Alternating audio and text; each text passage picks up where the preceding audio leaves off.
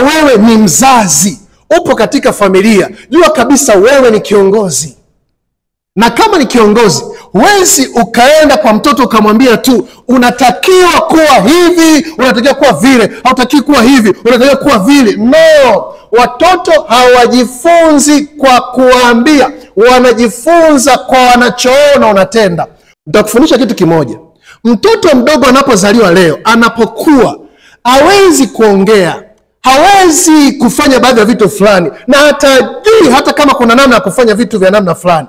Lakini kiuhalisia, anavyokuwa, anapotazama wazazi wake namna wanavyoongea, ndivyo na yeye anakopi kile kinavyoongewa.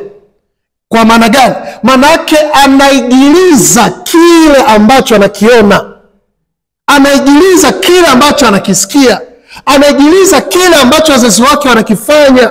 Sasa ukitaka mwanao awe bora, sharti wewe ambaye ndo kiongozi wake, ambaye Mungu amekuamini, amemweka chini yako, uwe ni kiongozi bora. Kwa maana ipi? Unayatenda yale unayotaka mwanao ayatende.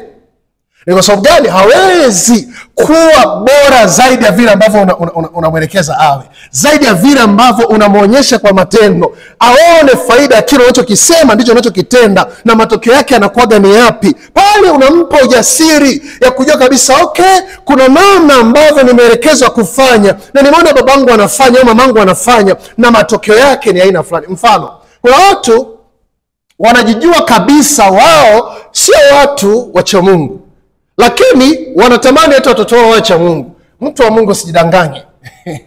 Ukitaka mtoto wako awe mcha Mungu, kama unataka uongoze familia yako kwa misingi ya kiroho, show your spirituality. Watoto wako waone. Show them how to pray. Show them when you are praying. Show them where you are praying. Waonyeshe, wafundishe namna ya kuomba. Waonyeshe namna unavyoomba. Waonyeshe wapi unapoombeaga.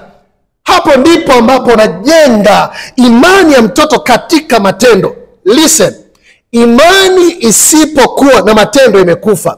The same kama wewe ni kiongozi katika familia, unaishia tu kuambia tu maneno empty, lakini hayaambatani na maneno. Unachowajaza ni taarifa ambazo hawataziweka katika matendo, na hicho italisishwa kizazi hata kizazi, na wenyewe wataambia watoto wao kama ambavyo unawaambia wewe. The solution ni moja tu. Chukua hatua. Anza kuwafundisha namna ya kufanya, sio tu kwa kuambia. No, show them how to do it. Waonyeshe namna ya kufanya. Hapo ndipo unapotengeneza kizazi kilicho imara. Hapo ndipo unapolea na kuongoza kizazi ambacho kitakuwa ni kizazi imara, kitakachoongoza kizazi kingine kinachokuja. Lakini nje ya hapo tunadanganyana, mtu wa Mungu.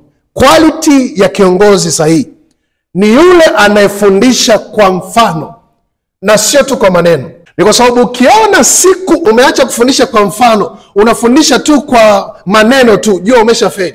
Na aina ya kizazi ambacho utatarajia kutoka kwenye maneno yako akitatokea. Ni kwa sababu ni ndani ya matendo ndipo imani inapojengeka, ndipo imani inapokamilika.